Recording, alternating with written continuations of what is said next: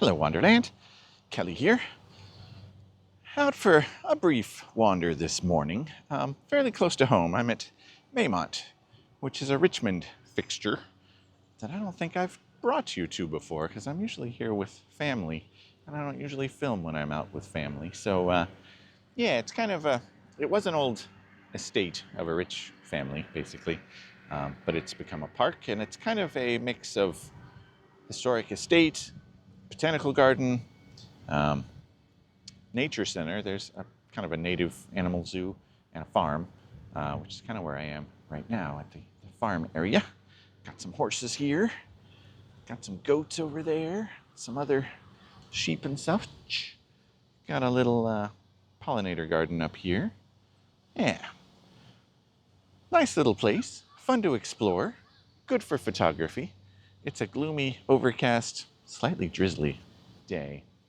But that should be decent lighting, right? So we're just going to roam around for a couple hours, see what we can find, go from there.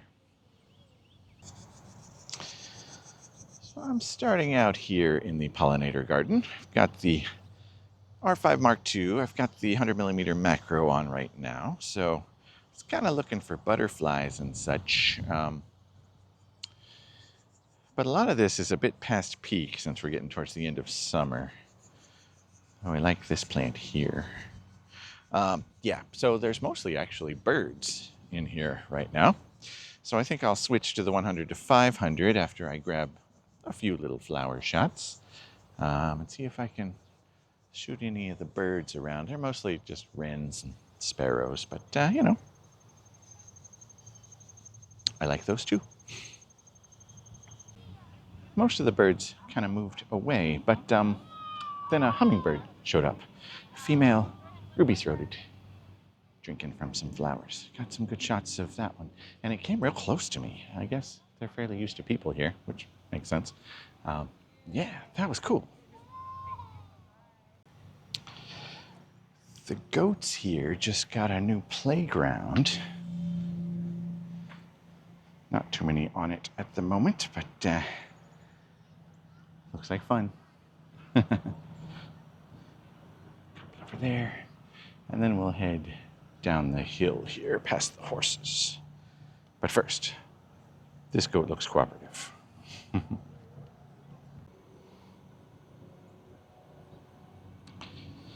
Nice rolling hills. All right, so we're going around the horses here. I think over here, maybe cows. Uh-oh, path closed ahead. Looks like they're working on some stuff. Yeah, I knew they were doing some renovations here. That's not bad. Oh, over there I see a new bridge going in. Okay, all right. Definitely have a cow or two.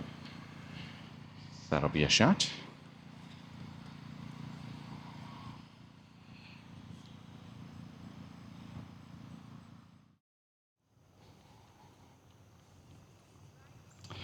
So normally I would have just wound down the hill on the wildlife trail there, but that was blocked, so I'm going around.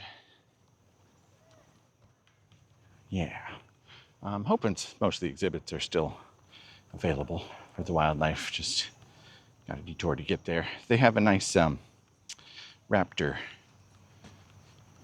pins for native raptors, and I think they just renovated that as well. I think that's reopened. So try to wind my way around there, see how it looks. Stay tuned.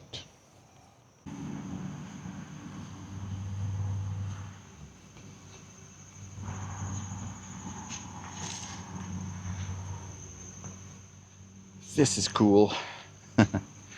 Old magnolia tree. It's very sheltered in here. I dig it. So, yeah, so far the wildlife trail is fairly inaccessible. They're actively working on it. It's pretty noisy. Hopefully my mic's not picking up too much of that. So yeah, I'm just kind of winding my way around, see if I can get to any other parts of it. If not, we'll head to the historical area instead. Either way, it's nice. Well, clearly, the wildlife trail is under construction and not accessible at the moment. Right up here, where this fence is, just to the right there, that's the black bear enclosure. All the wildlife that they have in this section are native, so there's like black bear, deer maybe. The raptors are all natives. I don't see the bear. I wonder if they've done anything with them while the construction is going on, just so they don't have to deal with all the noise. So, I guess wildlife is not happening other than the birds and stuff that I see along the way. So, too bad. It's kind of cheating, of course, to shoot wildlife in a zoo type environment, but can still make for some nice shots. Okay, so we'll continue on this trail. I believe this actually takes me to the Japanese garden, which I almost forgot about, and that's really cool. So we'll head there, I think, wherever this goes. Here we are coming into the Japanese garden, which is pretty cool.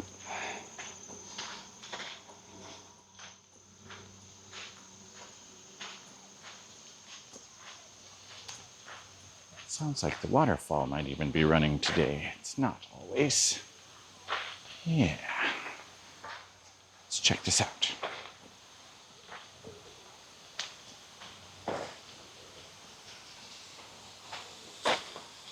That's very nice. That'll be a photo.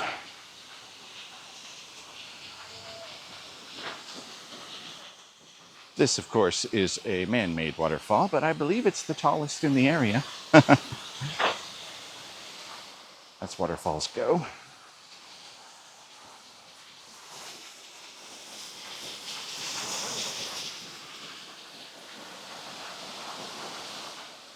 Yeah, we got some shots to take here, and the overcast, I think, will make it nice. Let me show you what gear I'm packing. Hang on. Okay, R5 Mark II, 100 to 500. That's what I've been walking around with just lately. Let's see, we got the 100mm macro for the flowers and stuff, which I knew would be here. For more general purpose stuff, the 24 to 70. I've been using this more lately, even though it's bigger and heavier than the 24 to 105. I like the 24 to 105. It's a great walk around lens.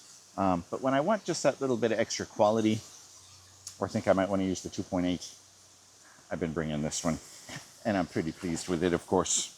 I've got, in case I want to go a little more wide open on an aperture, I brought the 35mm f1.8 macro. I like this one too.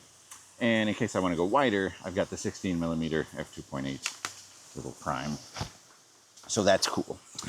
While we're talking gear though, there's something I've been meaning to show you guys, and it is this.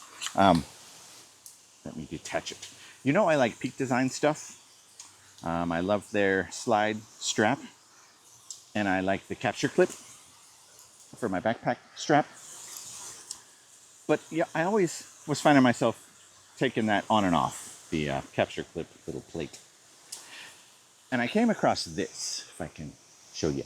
This is the Falcam, I'm not exactly sure what it's called, the Falcon clip maybe, by Ulanzi, I believe. It's available on Amazon. But it's just this little gizmo. You attach your little Peak Design donglies to it, and then you can attach it to your slide strap. And it has a couple of benefits. So it holds the strap together, obviously, so you can still wear it around your neck even without a camera attached, and it won't go anywhere. That's handy.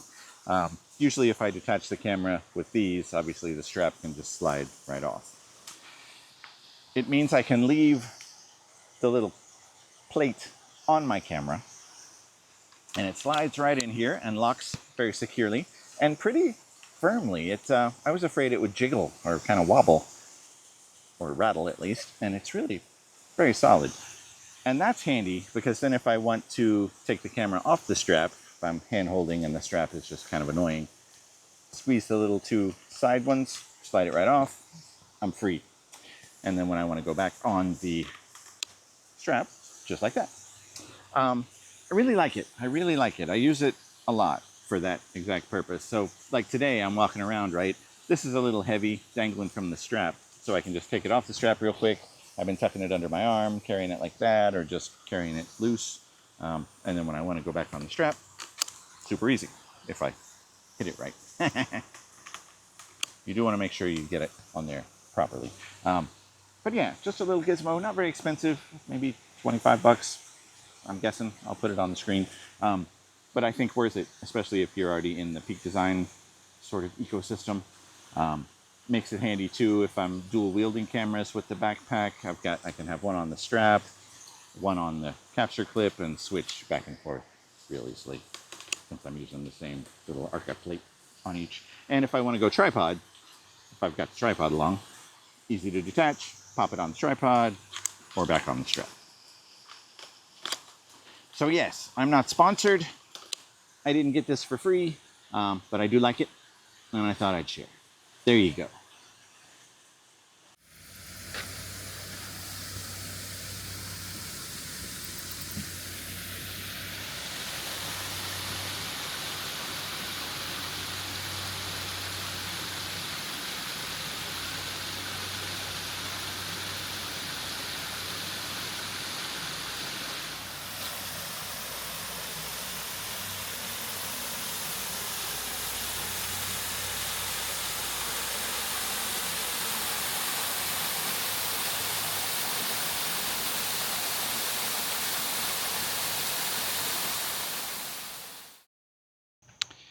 This is usually prettier.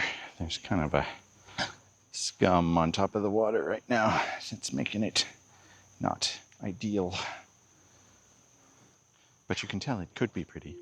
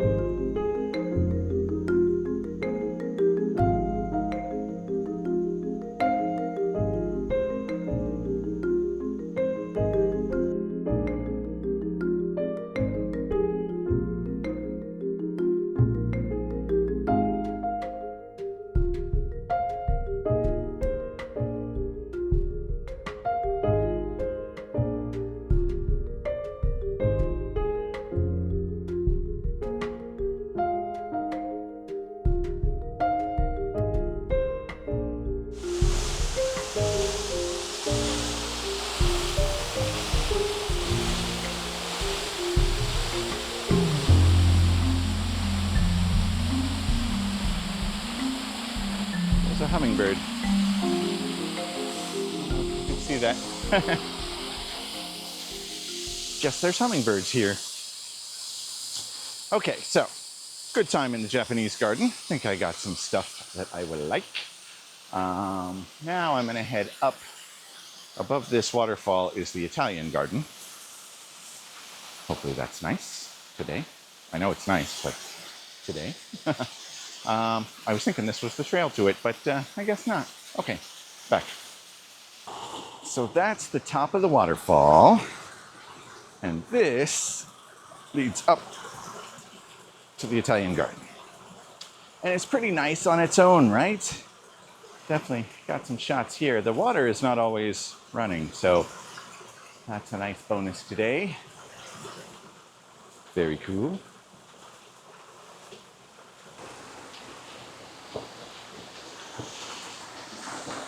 For the shots of this, of course, I switched to the 16mm. Wanted to get a bit wider.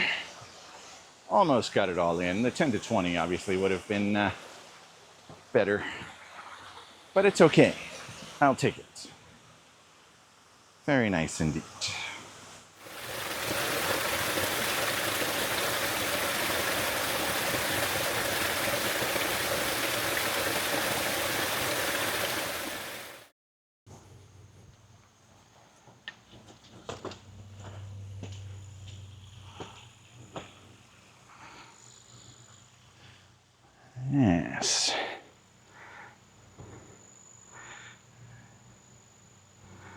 Nice place. There are a lot of butterflies amongst these flower beds. Not too surprising, I suppose. But I'm running out of time, I think. So maybe I'll try to shoot one or two. Oh, there's one right there. Lots of little skippers.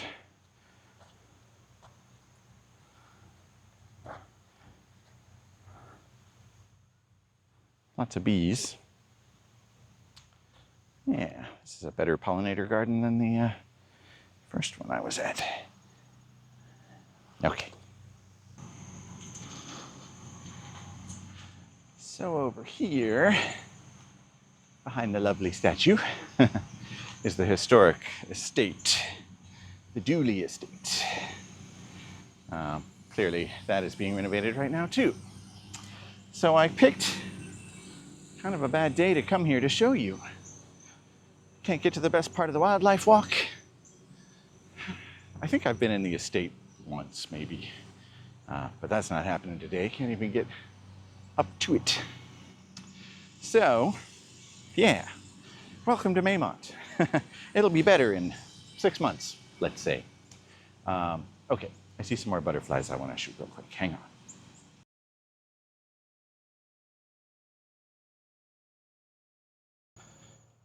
Okay, heading back towards the car. It's lunchtime. And I'm actually here because my daughter wanted to meet a friend and walk around for a while. So this is what I'm doing while they're doing that. All right, figure out how to get back to the car. I know it's that way. Do I want to go across the field? Yeah, I'll go this way for now. But anyway, hopefully this was a short but enjoyable outing. I think I got some decent stuff today. Talked a little about gear, not too much about technique. Still need to get that balance. But anyway, hope you enjoyed it. Hope you're doing well wherever you are. And until next time, be good to yourself. Take care of each other. Don't forget to be awesome. Get out and wander. Later.